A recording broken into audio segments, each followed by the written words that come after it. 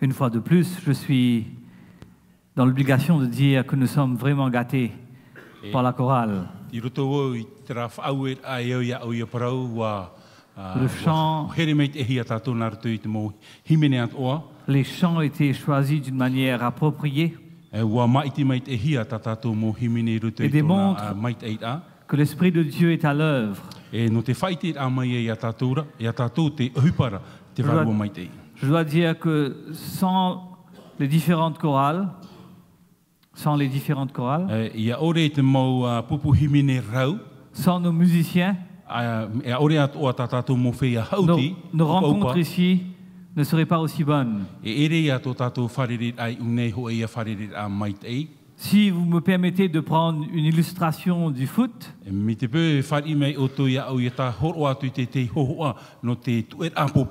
il n'y a pas un joueur qui peut battre une équipe.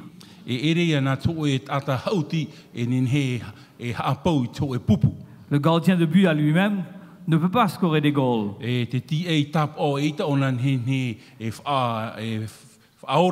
Il prend le ballon, il passe à ses défenseurs. Le défenseur donne au milieu de terrain, qui renvoie sur les ailes. Il change d'aile. Il pousse au milieu. Et l'attaquant score. Et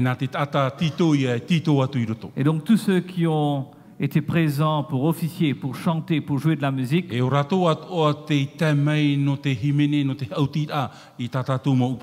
ensemble, nous avons formé une équipe à la gloire de Dieu. Et je tiens à vous remercier pour cela. J'accueille aussi ceux qui nous écoutent à la radio. J'accueille ceux qui nous écoutent à travers Hope Polynésie. On m'a dit que hier, 5000 personnes se sont connectées. Hier, en venant, je vous ai demandé de prier pour moi. Et je crois que c'est l'œuvre du Saint-Esprit. Donc aujourd'hui aussi, alors que vous êtes dans les bancs, alors que vous écoutez à la radio, ou que vous regardez sur Hope Polynésie, j'aurais souhaité vous demander de prier pour la présence du Saint-Esprit sur nous.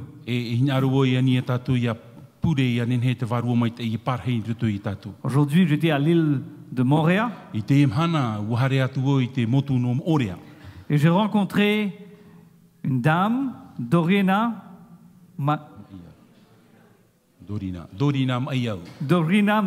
Mayawe. Et je souhaite la saluer. Je salue aussi le pasteur Manaté, qui a été très gentil de venir nous chercher au quai. Il nous a prêté sa voiture pour la journée. Et nous avons pu visiter l'île. J'ai été heureux parce que non seulement nous avons vu l'île, mais nous avons aussi vu la pluie. Pour moi, voir la pluie, pleuvoir des cordes comme cela, c'est quelque chose de rare. Et à Melbourne, quand il pleut des cordes comme ça, mon épouse et moi, nous ouvrons les rideaux et nous regardons la pluie. Parce que c'est vraiment rare.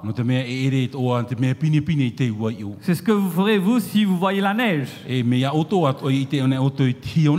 Donc vous allez vous arrêter pour regarder et jouer dans la neige. Moi, je me suis arrêté pour regarder pleuvoir des cordes. Donc Dieu est bon. Dieu est bon. Nous étudions la présence du Saint-Esprit en nous. Très souvent, quand on parle du Saint-Esprit, on parle surtout de ce qui s'est passé à la Pentecôte. Vous avez apprécié que je n'ai pas parlé de la Pentecôte. Je n'ai pas encore parlé de la Pentecôte. Pas parce que ce n'est pas important, mais beaucoup plus parce qu'il y a beaucoup de textes qui parlent à notre contexte particulier. Beaucoup de textes dans la parole de Dieu qui parlent à un peuple qui est parfois en proie au doute, en proie de découragement, un peuple qui se recherche et qui tire dans de différentes directions. Les pressions de la vie nous tirent dans de différentes directions. Le travail, les responsabilités à la maison, parfois même les plaisirs de ce monde nous tirent dans de différentes directions. Et donc, la présence du Saint-Esprit en nous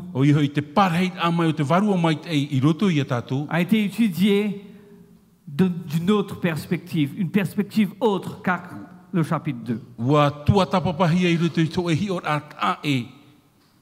Aujourd'hui, nous allons étudier l'histoire de Nicodème et voir comment c'est important pour nous aujourd'hui.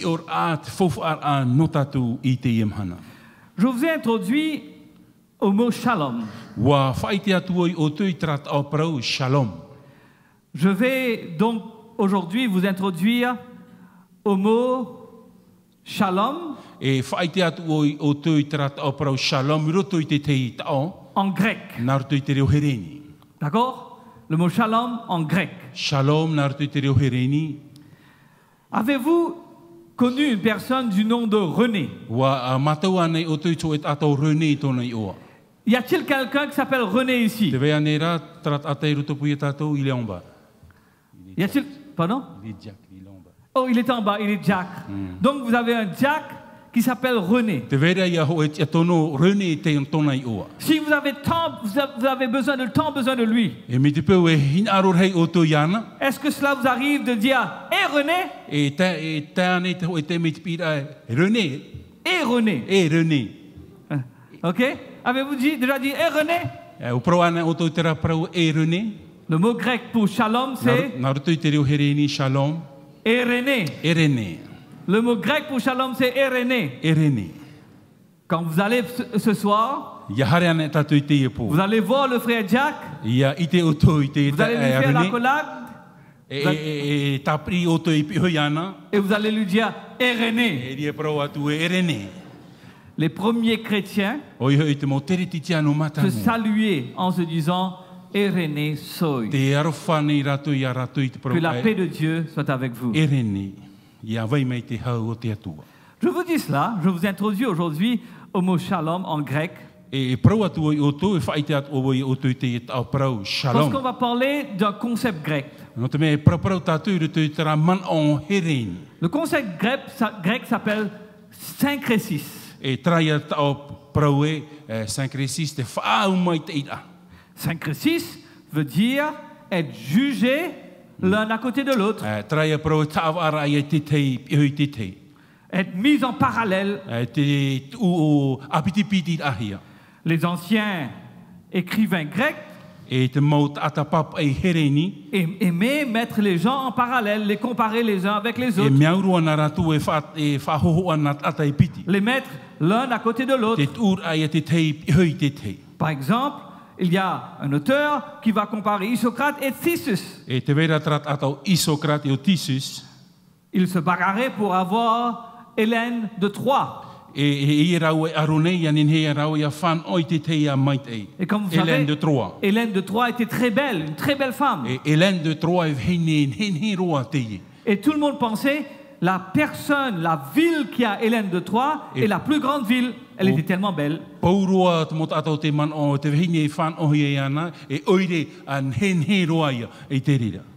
Plus tard, le grand biographe, le grand biographe aussi écrit des vies en parallèle.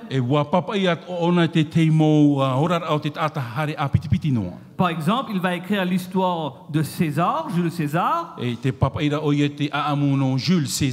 Et il va écrire l'histoire d'Alexandre le Grand. L'un à côté de l'autre. Il écrit plusieurs histoires comme ça, l'un à côté de l'autre. Donc, syncrésis veut dire juger l'un à côté de l'autre. C'est quelque chose d'humain, de comparer, n'est-ce pas? On compare les sœurs, on compare les églises, on compare le pasteur. Et je sais que vous avez comparé le pasteur Paul à moi-même. Parce que je sais qu'il a maintenant le nom de Goliath. Et que moi j'ai le nom de David.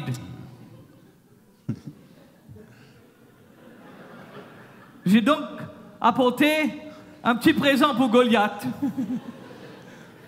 J'ai apporté 5 cailloux que j'ai retrouvés à la rivière hier. Voyez-vous, 5 cailloux pour le Goliath et peut-être les 4 anciens d'église. Et donc, puisque vous avez comparé le pasteur et moi-même, l'un à côté de l'autre, et vous nous avez surnommé David et Goliath, j'aurais souhaité offrir un cadeau à Goliath ce soir. J'ai donc une fronde. J'ai une fronde. Mais je ne vais pas utiliser ma fronde. Je vais lui donner ça en cadeau.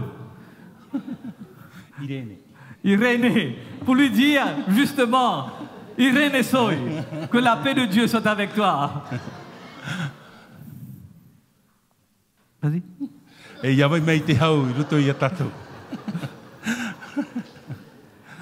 Donc ce soir, nous allons étudier l'histoire de Nicodème.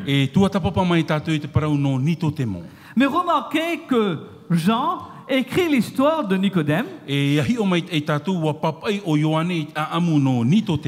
tout de suite après, écrit l'histoire de la femme samaritaine. On ne peut lire l'histoire de Nicodème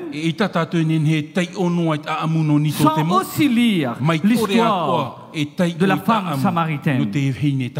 Je suis sûr que dans votre étude personnelle, cela vous a sauté aux yeux que Nicodème est venu de nuit et que la femme samaritaine est venue en plein jour. Ça saute aux yeux. Donc Jean a voulu que, comme vous avez comparé le pasteur et moi-même, comme les anciens auteurs du temps de Jésus comparaient des personnes avec d'autres, Jean aussi veut qu'on peut comparer Nicodème et la femme samaritaine. Premièrement, nous savons que Nicodème est un homme. La femme samaritaine est une femme. On connaît le nom de Nicodème. La femme samaritaine est anonyme. Nicodème est un pharisien. La femme samaritaine est samaritaine. Nicodème est un docteur. La femme samaritaine n'a aucun titre. Comme vous avez vu, il vient voir Jésus de nuit. La femme samaritaine la rencontre est purement accidentelle. Quand on regarde le côté religieux, vous vous souvenez qu'hier on a montré la photo du sanctuaire. Et très important pour les personnes à l'époque de Jésus de juger qui est près du sanctuaire et qui est loin du sanctuaire. Nicodème était très près du sanctuaire. Mais en la femme samaritaine, nous avons quelqu'un qui est très éloigné du sanctuaire. Nicodème venait offrir des sacrifices. La femme samaritaine ne pouvait pas venir offrir des sacrifices.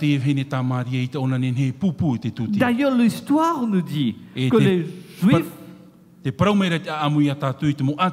haïssaient les Samaritains. L'histoire le dit. Ils ne se parlent pas. Ils ne se parlent pas. Autre chose très importante dans l'histoire entre Nicodème et la femme samaritaine,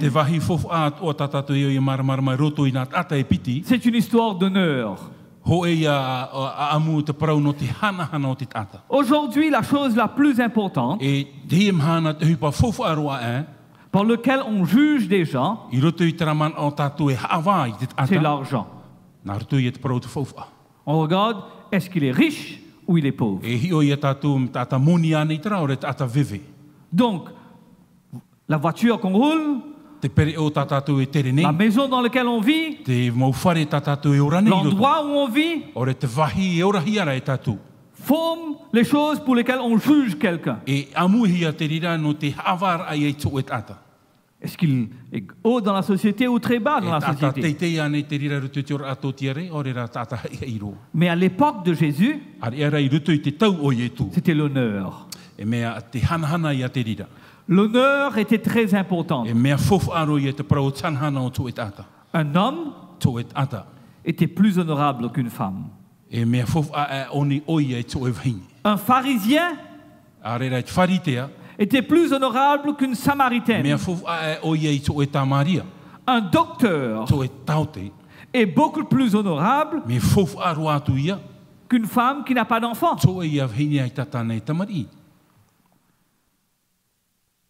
Un docteur de la loi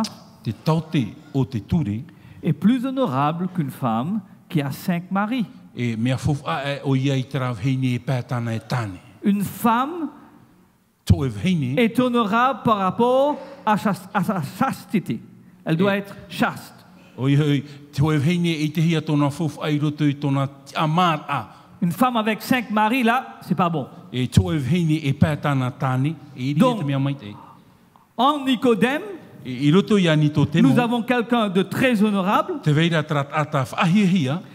mais dans la femme samaritaine, quelqu'une qui n'est pas honorable du tout. Une femme honteuse. Et pourtant, les deux viennent voir Jésus. Il y a une rencontre avec Jésus.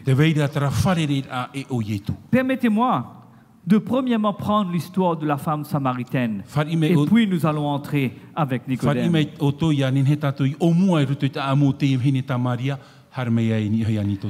Jean le chapitre 4, le verset 3. Jean le chapitre 4, le verset 3 nous dit: alors il quitta la Judée et retourna en Galilée. Il était au bas là où Jean baptisait. Peut-être près de la mer Morte. Et devait prendre le chemin pour monter jusqu'à la Galilée. Et voici le texte. Le verset 4. Comme il fallait qu'il passât par la Samarie. Qui a dit qu'il fallait passer par la Samarie? Il y avait beaucoup de chemins pour marcher de la Judée en Galilée. Au fait, ils essayaient d'éviter la Samarie. Un juif qui marche de la Judée pour aller en Galilée va essayer de trouver beaucoup de chemins qui ne vont pas passer par la Samarie. Parce qu'ils ne veulent pas acheter du pain avec le Samaritain. Ils ne veulent pas avoir une conversation avec le Samaritain. Ils ne veulent pas loger chez un Samaritain. Donc ils trouvaient d'autres chemins pour partir de la Judée jusqu'en Galilée. Mais ici il dit qu'il fallait qu'il passait. Qui a déterminé qu'il fallait qu'il passait? Qui a déterminé ici qu'il fallait qu'il passait?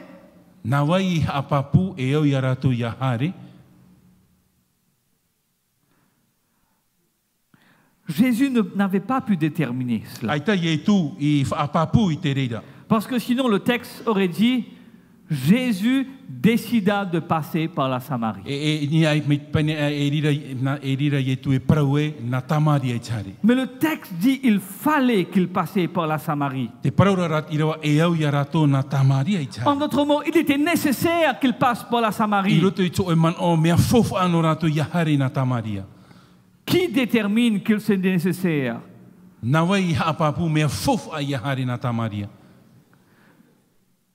C'est le Saint-Esprit, c'est Dieu. Est-ce qu'on comprend que Dieu est omniprésent? Et dans son omniscience, Dieu détermine que Jésus doit passer par la Samarie. Parce qu'il y a une femme samaritaine qui devrait être sauvée. Ce texte est un texte important dans l'évangélisation. Est-ce que vous priez tous les jours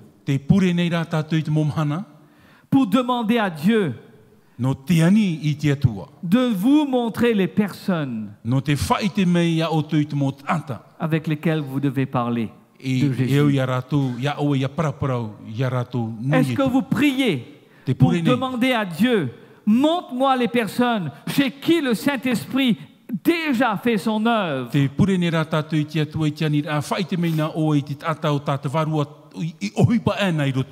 Si vous ne l'avez pas fait, faites cette prière. Un matin, je me lève. Je fais ma prière. J'aime écrire ma prière. Et je demande à Dieu, Dieu, fais-moi être un instrument entre tes mains aujourd'hui. C'était une journée où j'avais beaucoup de choses à faire. Et j'avais beaucoup à rouler. Donc j'ai dû prendre la voiture, rouler plus de 100 km pour aller à un endroit. Et dans l'après-midi, je roule encore 100 km pour retourner chez moi. Cette fois-ci dans l'embouteillage. L'embouteillage de Melbourne n'est pas l'embouteillage de Tahiti.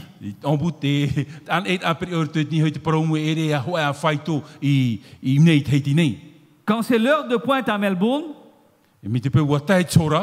vous avez 20-30 km de route d'embouteillage. Il y a un bouchon pendant 30 km de route. Donc, je continue à rouler. Je reçois un message de mon papa. Il y a un jeune qui est en difficulté. Sa maman est la seule chrétienne à l'église. Il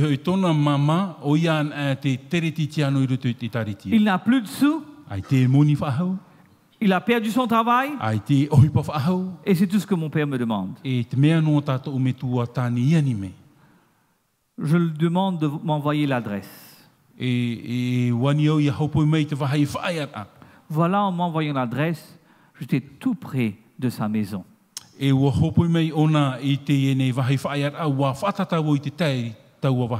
Je tourne pour aller le voir. Je le rencontre. Je lui raconte son problème. Je lui dis, ne t'en fais pas, demain je vais venir te voir. Effectivement, je dis à mon épouse, écoute, il y a un jeune qui est en difficulté. Nous prenons des provisions de la maison. Je prends un peu d'argent pour lui donner.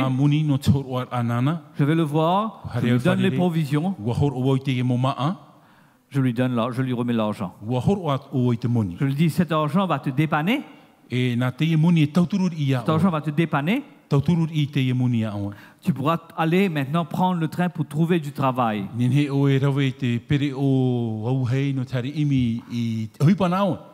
Le jeune, il part. Sa maman m'envoie un message pour nous remercier de ce que nous avons fait. Et nous demande de ne plus l'aider financièrement. Je l'invite à venir à la maison. Les vendredis soirs, on commence le sabbat, donc moi je l'invite pour venir et on pense qu'on va manger.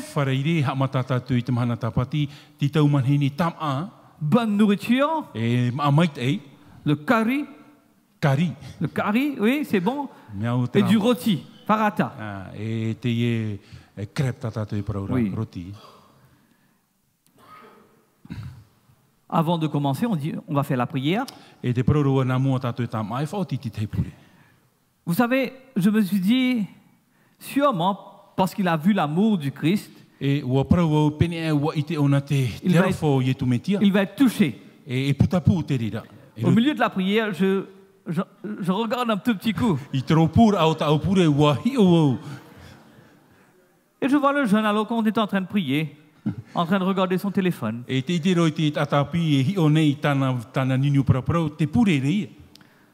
On continue à prier pour lui. On continue à rester en contact avec lui. On continue à l'inviter à manger. Chaque fois qu'on l'invite, le moment de la prière, téléphone.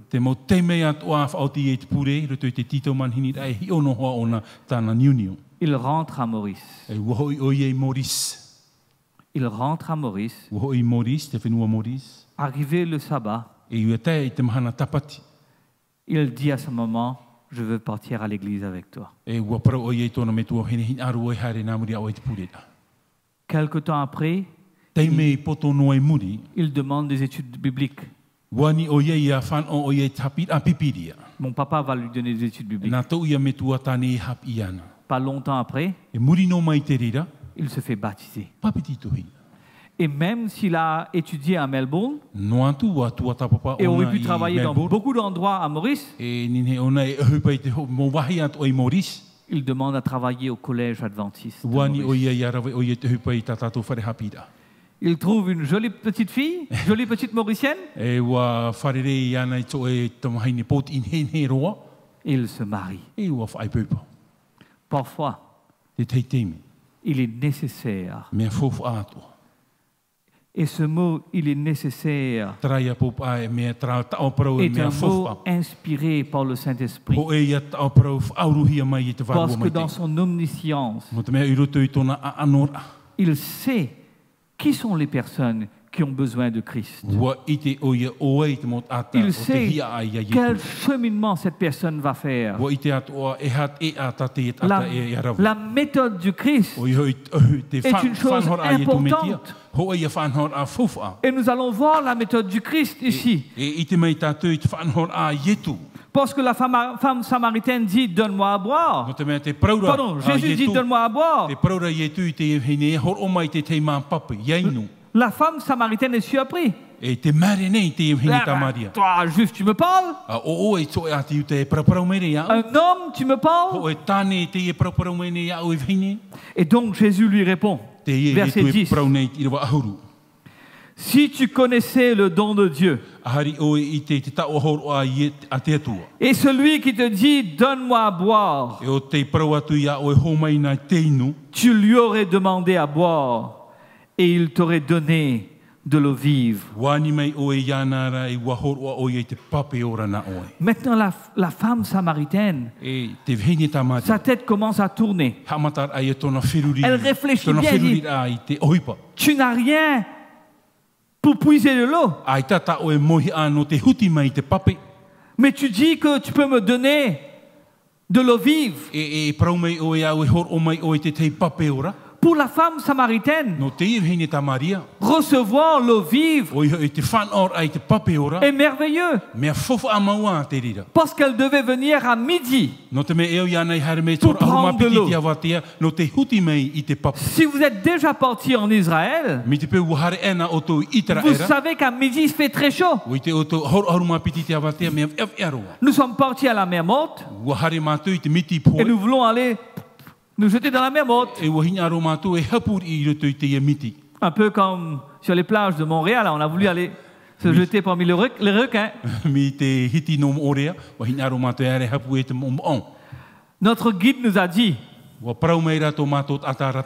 portez toujours les savates.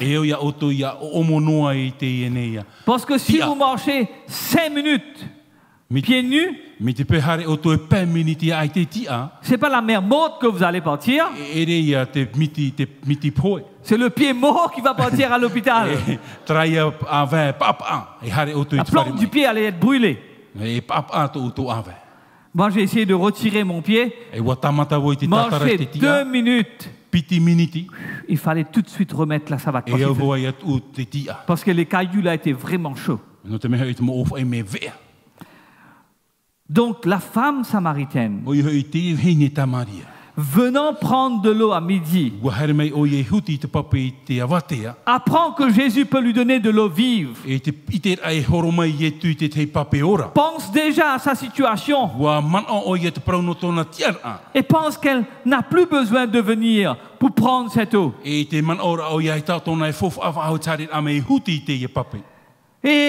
elle pose des questions parce qu'elle veut savoir. Es-tu plus grand que notre père, Jacob? Et Jésus revient et dit, quiconque boit de cette eau aura encore soif. Mais celui qui boira de l'eau que je donnerai n'aura jamais soif. L'eau que je lui donnerai deviendra en lui une source d'eau qui jaillira jusque dans la vie éternelle.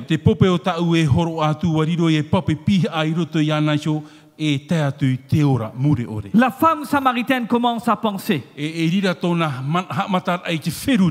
est-ce que cet homme peut me donner de l'eau courant? Là, j'ai de l'eau dans un puits. Mais est-ce qu'il peut faire une installation pour moi pour avoir un robinet dans ma maison? Et comme ça, j'ai de l'eau vive, pas de l'eau morte.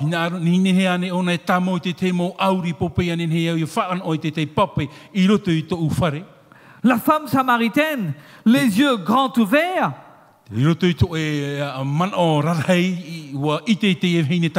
voilà une solution à tous ces problèmes. Et à ce moment, elle lui dit Seigneur. Parce que Jésus est Seigneur, non pas César. Dit, donne-moi de cette eau, afin que je n'ai plus soif et que je ne vienne plus puiser ici. La femme samaritaine pensait, je ne te connais pas Jésus, mais tu me promets de l'eau vive. est-ce que tu as un tuyau et un robinet pour apporter de l'eau chez moi? Ou est-ce que tu vas fouiller et tu vas me faire avoir une source pour moi, une source d'eau? Mais l'offre est trop bonne pour refuser.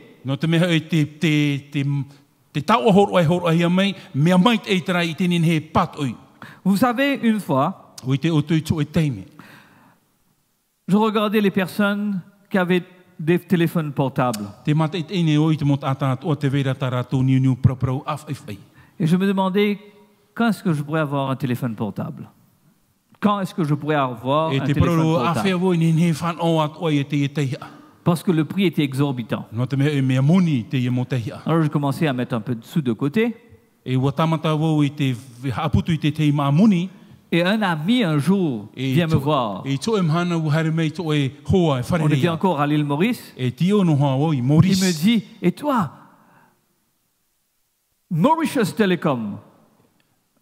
Mauritius Telecom, c'est le nom de la compagnie.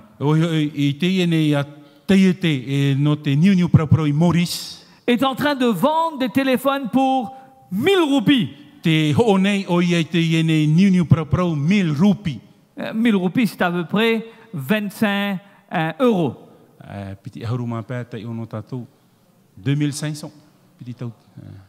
3000 francs. 3000 francs. Tout le monde, on quitte tout ce qu'on fait au bureau. Parce que l'offre est trop bonne. On prend la voiture, on descend. On a peur qu'il n'y a pas de téléphone. Mon ami téléphone à sa cousine, lui dit, tu dois garder le téléphone pour nous. Nous étions à 4.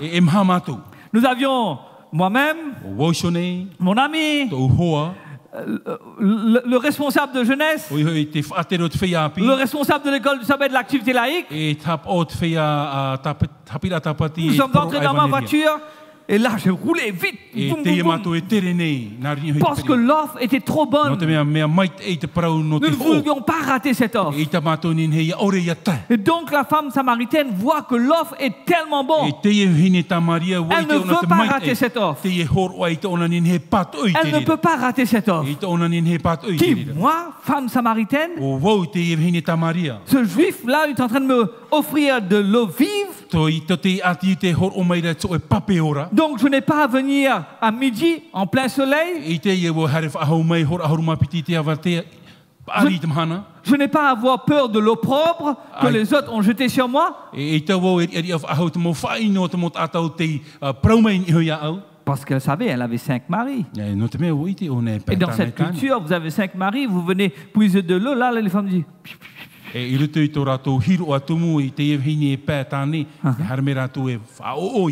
femmes vont regarder.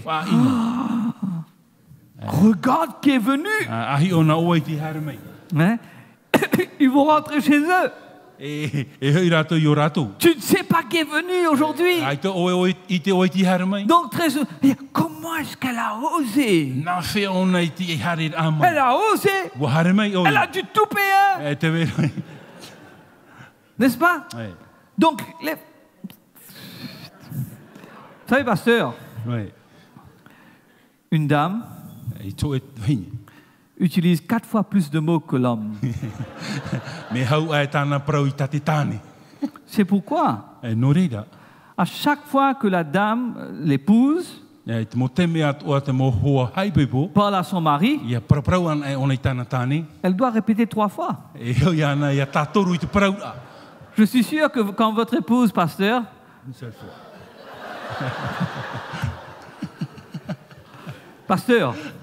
Pasteur, mon épouse me dit, Hensley va faire la vaisselle. Je m'assois, je regarde la télé. Qu'est-ce qu'il y a à la télé? Manchester est en train de jouer. Donc, quelques minutes après, elle dit, Hensley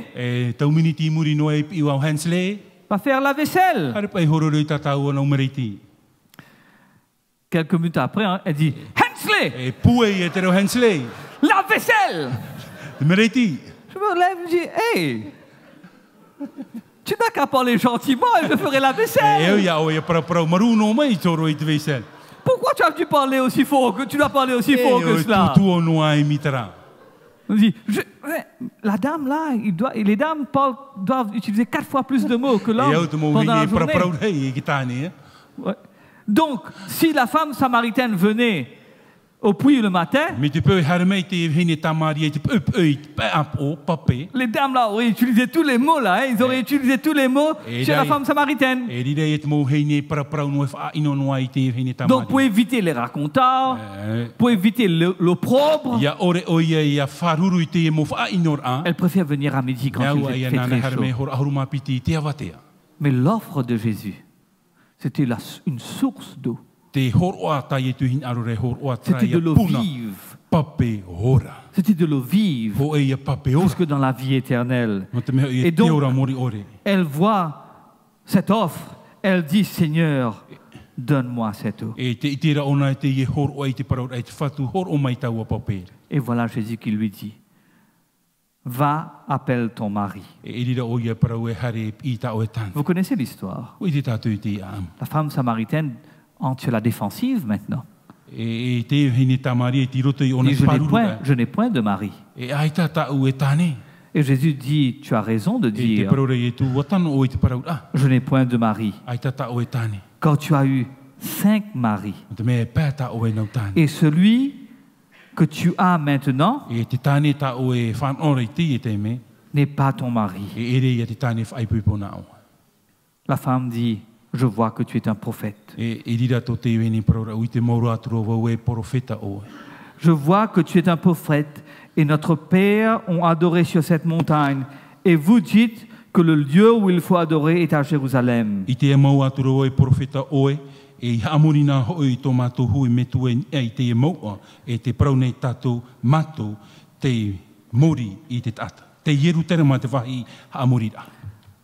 Jésus répond, femme, crois-moi, l'heure vient où ce sera ni sur cette montagne, ni à Jérusalem que vous adorerez le Père.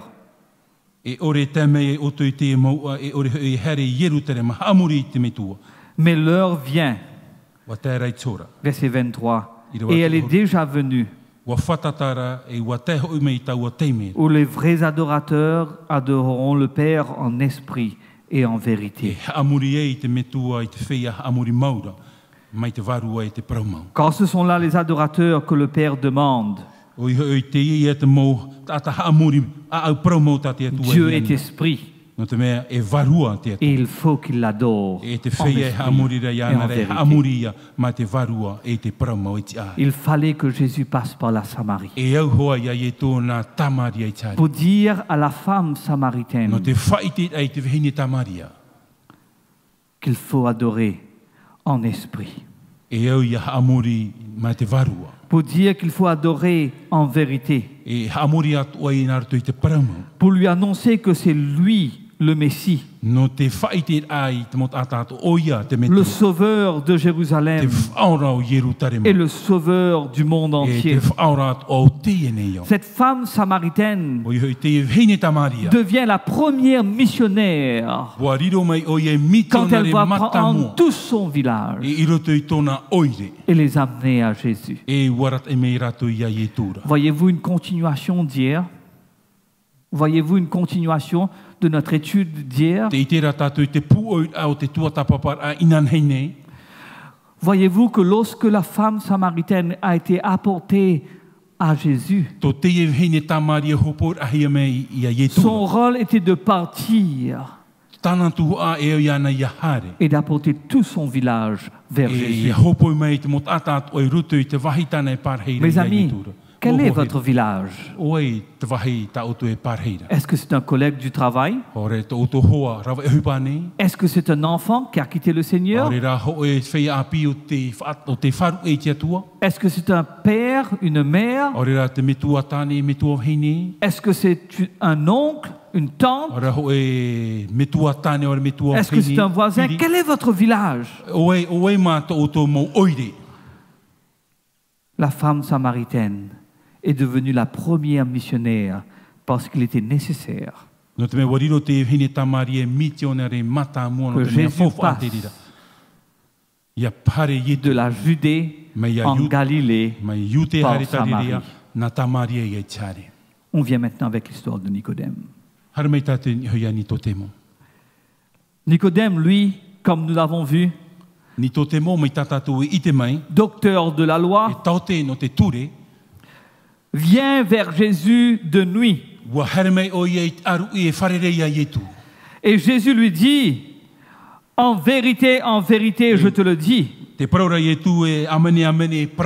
si un homme ne naît de nouveau, il ne peut voir le royaume de Dieu. Intéressant de comprendre que c'est là où Jean met les amen, amen, en vérité, amen, amen. Et on va voir ça plusieurs fois là. Nicodème lui dit, comment un homme peut-il naître de nouveau quand il est vieux?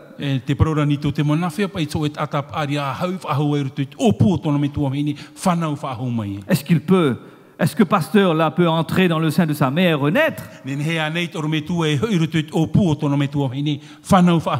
Une fois de plus, amen, amen. Jésus répondit, amen, amen, je te le dis, si un homme ne naît d'eau et d'esprit, il ne peut entrer dans le royaume de Dieu.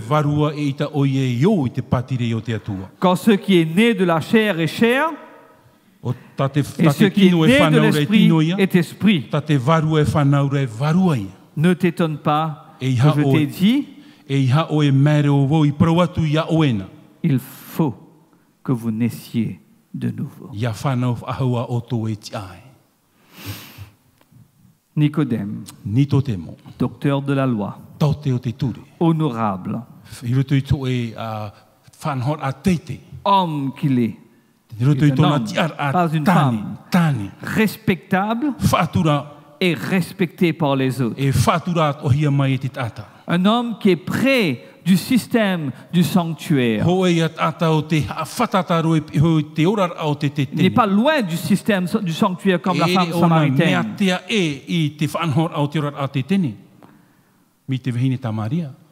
Il était nécessaire pour Jésus de lui dire quelque chose. Il était nécessaire pour que Jésus lui dise, en vérité, amen, amen. Si un homme ne naît d'eau et d'esprit, il ne peut entrer dans le royaume de Dieu. Remarquez qu'avec la femme samaritaine, il est dit, il était nécessaire qu'il passe par la Samarie.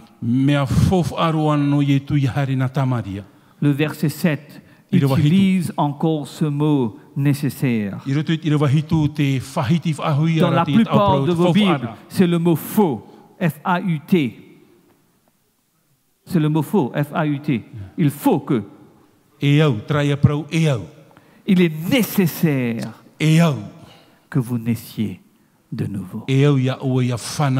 Parce que si quelqu'un ne naît d'eau et d'esprit, il ne peut entrer dans le royaume de Dieu. Nous parlons cette semaine de la présence du Saint-Esprit en nous. Nous avons construit depuis le premier jour jusqu'à aujourd'hui. Au premier jour, nous avons parlé de l'espoir dans la vallée des ossements secs.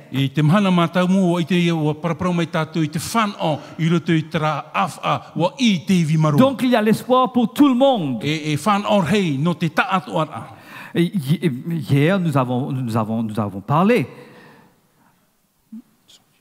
Pardon? Hier, nous avons parlé du sanctuaire. Et lorsqu'on a parlé du sanctuaire, on a parlé de notre responsabilité.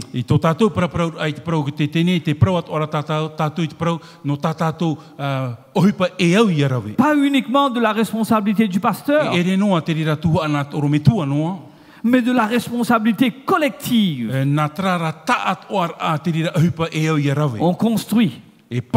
On construit là-dessus pour dire que nous devons être nés aussi du Saint-Esprit? Y a-t-il certains parmi nous qui n'ont pas encore été baptisés? Y a-t-il parmi nous des personnes qui n'ont pas été encore baptisées? Il se pourrait que parmi ceux qui nous regardent, il y a de ceux qui ne sont pas encore baptisés. Et de ceux qui nous écoutent peut-être à la radio n'ont pas encore été baptisés. Nous avons des mains levées dans l'assemblée. Peut-être qu'il fallait que vous veniez aujourd'hui. Parce que la parole dit, il faut que vous soyez, que vous naissiez d'eau. C'est le baptême. Si vous êtes dans l'assemblée et vous n'avez pas pris de baptême, venez voir le pasteur Paul. Si vous nous écoutez à la radio, écrivez, envoyez un mail à la radio. Si vous nous regardez sur Hope Polynésie, envoyez aussi un mail à Hope Polynésie. Mais pour tout le monde ici, tous ceux qui nous regardent, tous ceux qui nous écoutent, les paroles de Jésus à Nicodème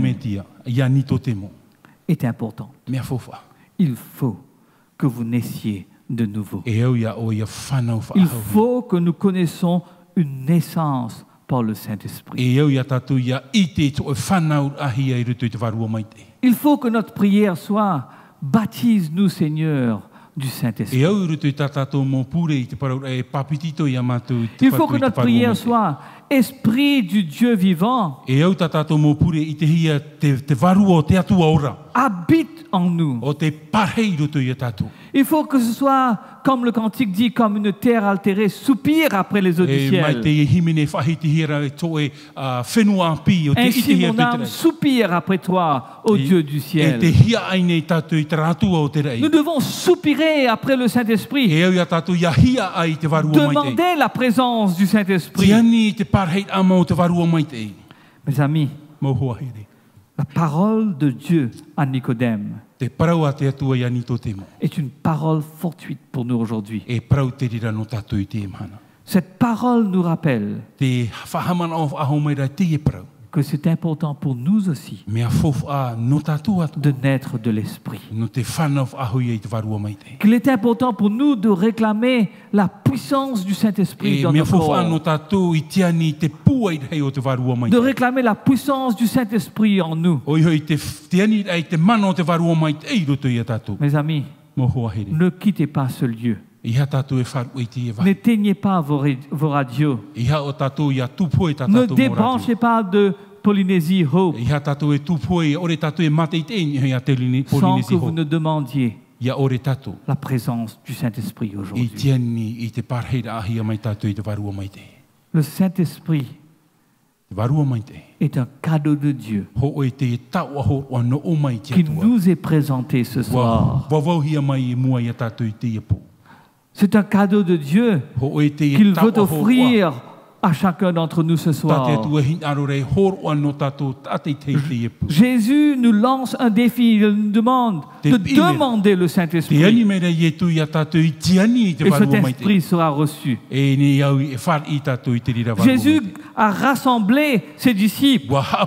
Il a soufflé sur eux. Et leur a dit, recevez ce Saint-Esprit. Ce même Jésus souffle sur cette assemblée aujourd'hui. Ce même Jésus est en train de souffler sur nos auditeurs de la radio aujourd'hui. Ce même Jésus est en train de souffler vers ceux qui nous entendent, écoutent à travers Hope Polynésie aujourd'hui. Et ce même Jésus nous dit, recevez le Saint-Esprit. Mes amis, recevons le Saint-Esprit. Que le Saint-Esprit habite en nous. Que le Saint-Esprit puisse faire sa demeure en nous. Que Dieu vous bénisse tous. Amen.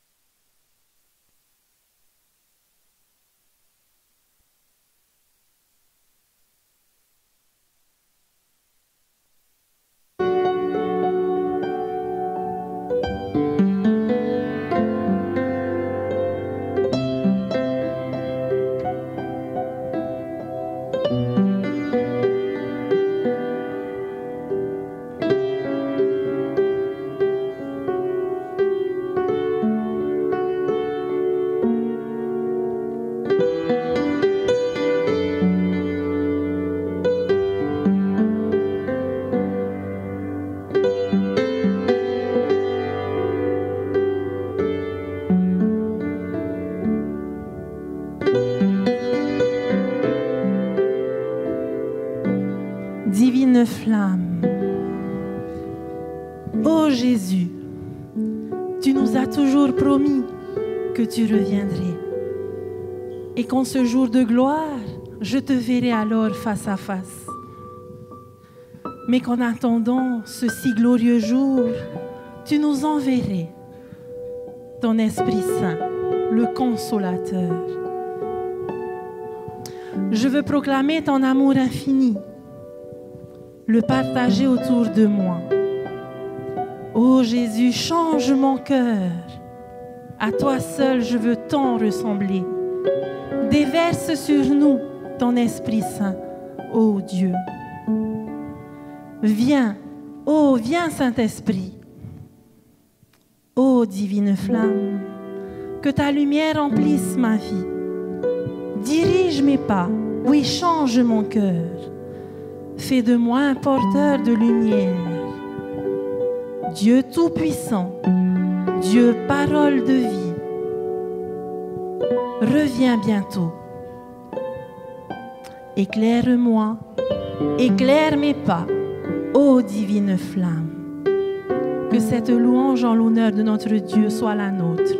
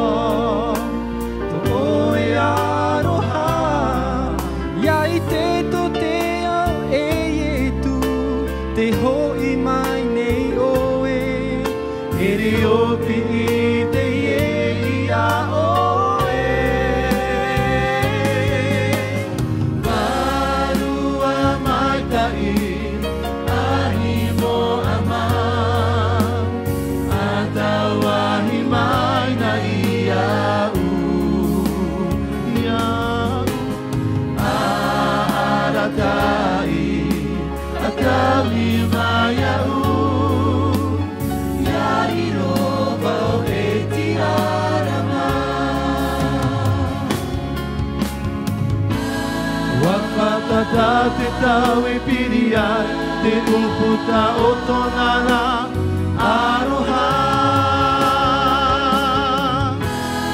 Amau I tona I maamo mai te I te ahi o tona aroha.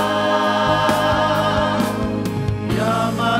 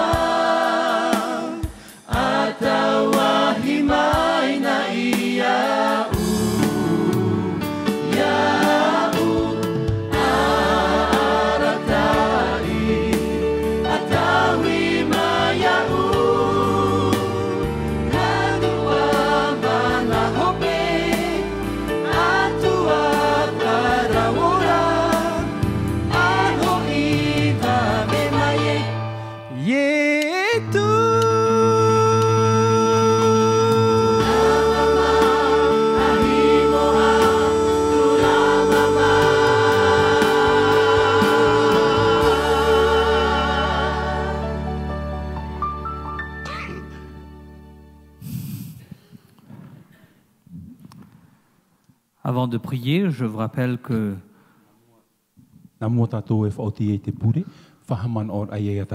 demain nous serons là encore à 7h moins 15.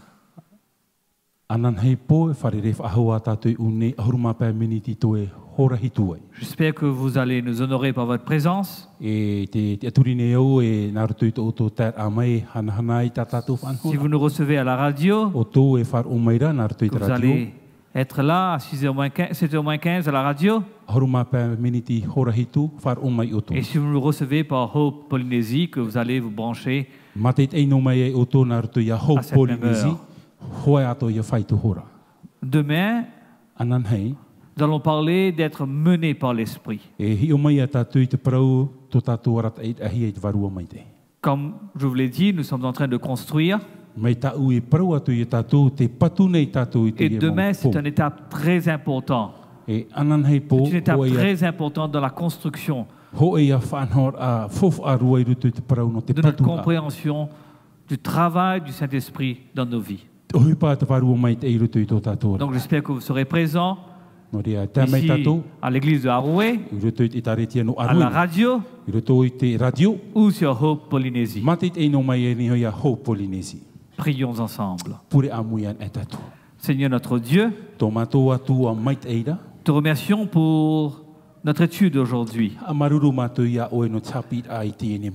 Merci Seigneur de ce que nous avons pu comprendre, que nous devons naître de nouveau. Dieu, nous te demandons de créer en nous un cœur pur. Crée donc en nous un esprit disposé à recevoir ton Saint-Esprit. Que nous puissions, Seigneur, nous mettre à l'écoute de ce Saint-Esprit.